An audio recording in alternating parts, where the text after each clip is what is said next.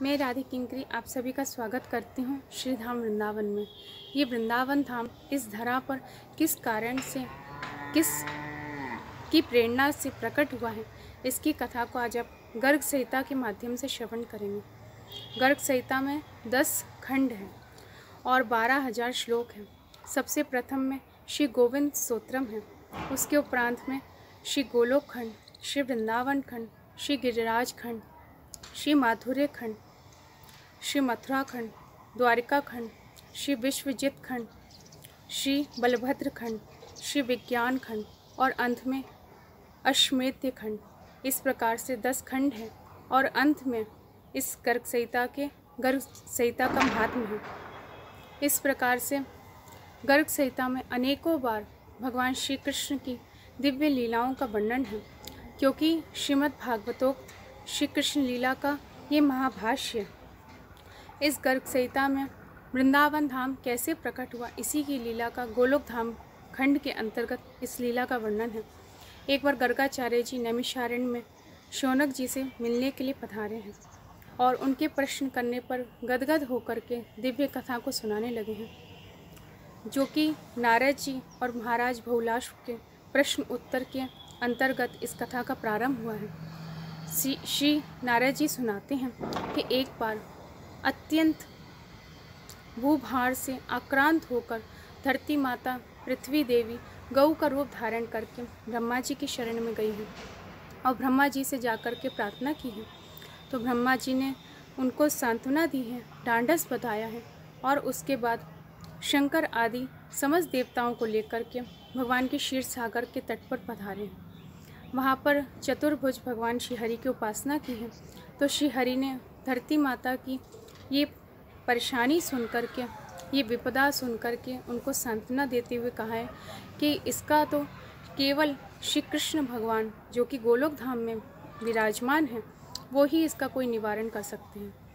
तो आप गोलोक धाम के लिए चलिए। ये बात सुनकर के ब्रह्मा जी अवाक रह गए। ब्रह्मा जी ने पूछा कि प्रभु, क्या आपके अलावा भी कोई और भगवान है? हम तो उनको नहीं जानते। तो स्वयं श्री हरि सब देवताओं को लेकर के और गोलोक धाम के लिए गए हैं। श्री वामन भगवान के द्वारा जब पृथ्वी में राजा बलि के यहाँ 3 पग पृथ्वी मांगी थी, तो दूसरे पग में जब ऊपर चरण उठाया था, तो उस समय वामन भगवान के चरण कमल के नख से ब्रह्मांड काट फट गया था, उसमें छिद्र हो गया था। उसी के द्वारा लेकर के गए हैं और गोलोक धाम का दर्शन कराए हैं। गोलोक धाम का दिव्य दर्शन प्राप्त करके, जिसमें कि 8 नगरी हैं और श्री विरजा नदी के द्वारा, जो 4 दीवारी के द्वारा बहुत सुंदर गोलोक धाम विराजमान है, जहाँ पर सफ़ेद रंग के, श्वेत वर्ण के, सहस्त्र मुखों वाले श्री शेष भगवान विराजमान हैं और उनकी ही गोद में बड़ा सुंदर, बहुत बड़ा कमल का फूल विराजमान है। उसके अंतर्गत अनेक कमल के फूल हैं और श्री प्रिया प्रियतम उनके ऊपर विराजमान हैं। ऐसे भगवान का दर्शन कराए हैं। तो उन सब का दर्शन करके सारे देवता बड़े आनंद मग्न हो गए। प्रथम बार श्री कृष्णचंद्र भगवान का, श्री राधा रानी का सबने दर्शन किया है। तो उसी समय एक बड़ा अचंभा हुआ।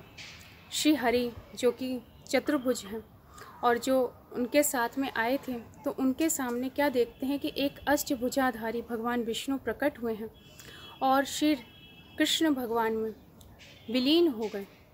फिर इसके उपरांत में श्री नरसिंह भगवान प्रकट हुए और नरसिंह भगवान ने भगवान को प्रणाम किया और श्री कृष्ण के तेज में विलीन हो गए।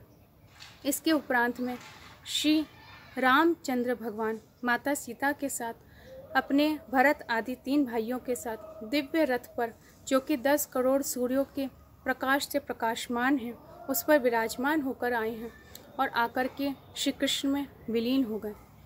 इसके उपरांत में सब देवता देखते हैं कि यज्ञ भगवान दक्षिणा महारानी के साथ में दिव्य रथ पर बैठकर आए हैं, वो भी भगवान के अंग में विलीन हो गए। इसके बाद हमारे भारतवर्ष के जो बद्रिकाश्रम में श्री नर नारायण भगवान विराजमान हैं, वो प्रकट हुए हैं और वो नर नारायण भगवान भी भगवान श्री कृष्ण को प्रणाम करके श्री राधा वन में विलीन हो गए। इस घटना को देख करके सबको बड़ा आश्चर्य हुआ फिर सबने बड़े दिव्य भाव से भगवान की स्तुति की। भगवान प्रसन्न होकर के बोले कि ठीक है, मैं इस धरा पर अवतार धारण करूँगा।